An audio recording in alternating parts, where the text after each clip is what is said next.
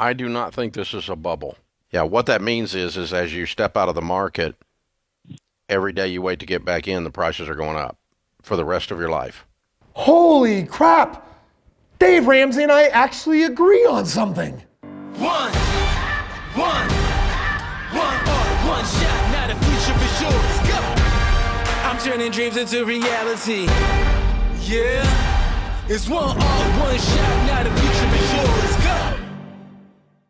Right now, everyone wants to understand this crazy 2021 housing market, and finally Forbes and CNN, even Dave Ramsey, stupid, are coming on board, and we're starting to agree with each other what's really happening. But there's a looming question in everyone's mind. Are we in a frothy market? Check it out.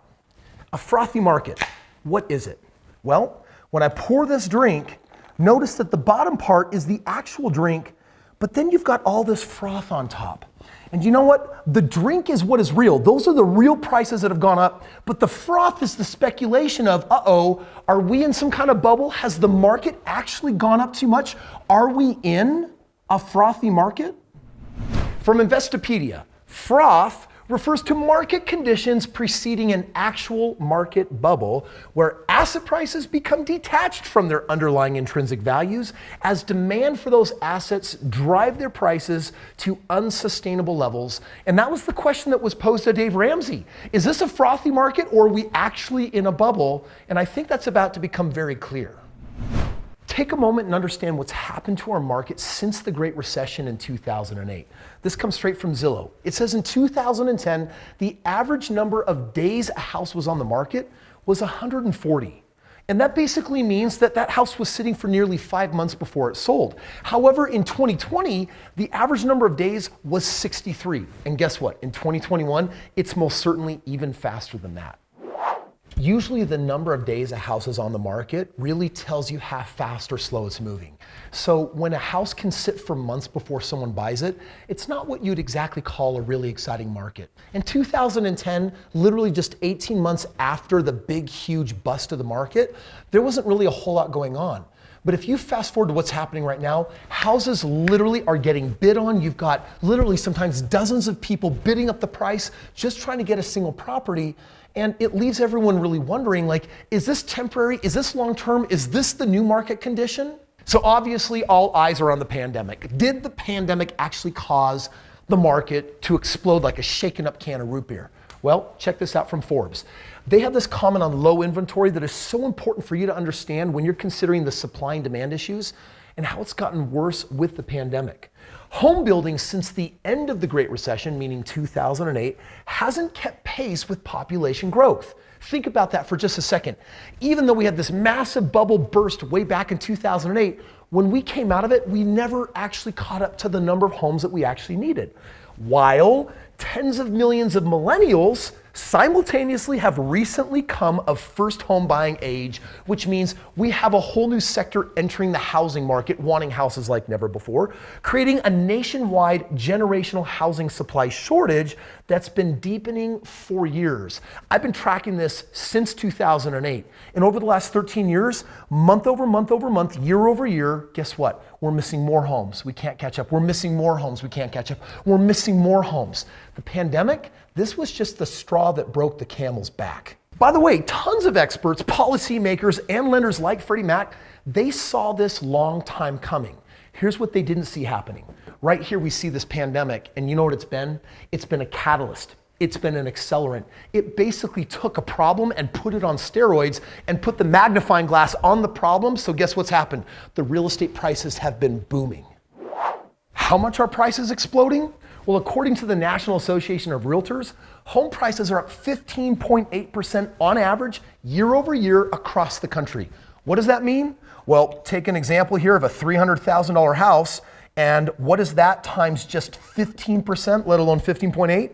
That's $45,000. This home is up $45,000, and guess what? That's just year over year since last year. It's up even more since then. Now that 15.8% increase could certainly be like the froth of a pre-bubble, but then people really want to know, are we in a bubble Redfin, a company very similar to Zillow, came out and said this: a real estate bubble occurs when home prices escalate beyond what can be explained by the fundamentals, like mortgage rates, population growth, or household income growth. So let's check out the fundamentals. What actually happened to mortgage rates? Well, in the last year, they went from 3.62%, and in January 2020 fell all the way to 2.74%. They dropped 88 basis points, and that almost completely offset the rise in home prices. And on top of that, don't forget the stimulus check, right? That certainly gave a short-term boost to prices as well. So let me just ask you, does that really sound like we're in a bubble? Or why has Dave Ramsey said that this might go on this way for years? Well, to kind of put a bow on it, Redfin's Taylor Marr said the current market does not meet the definition of a bubble yet.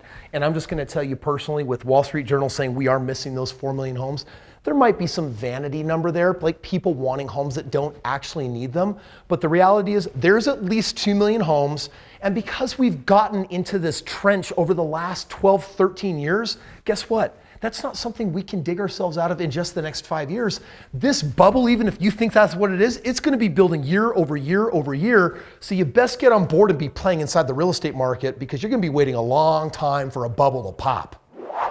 Well, this is how Forbes sums it up.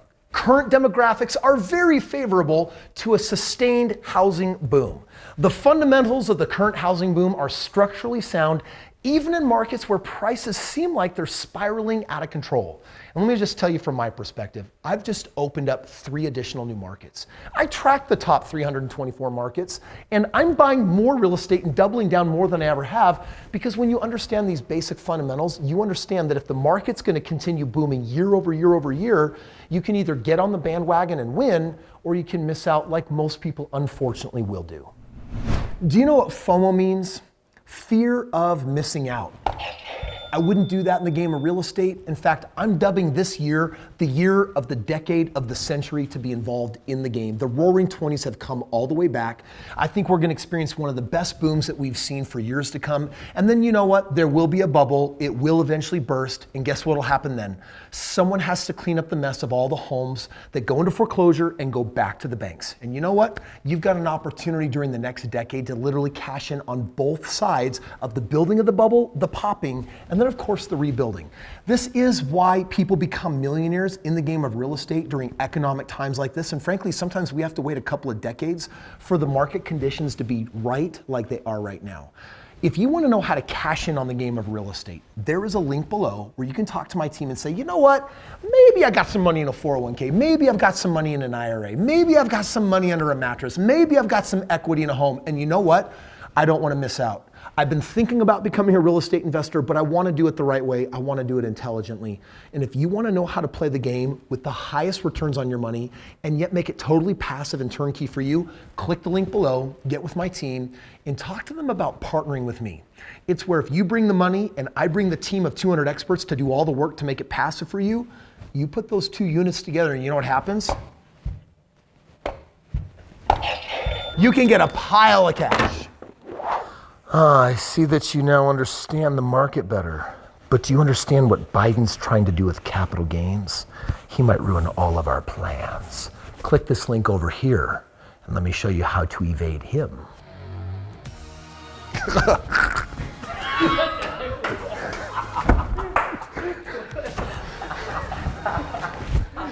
got it, Kris. You got it. I know.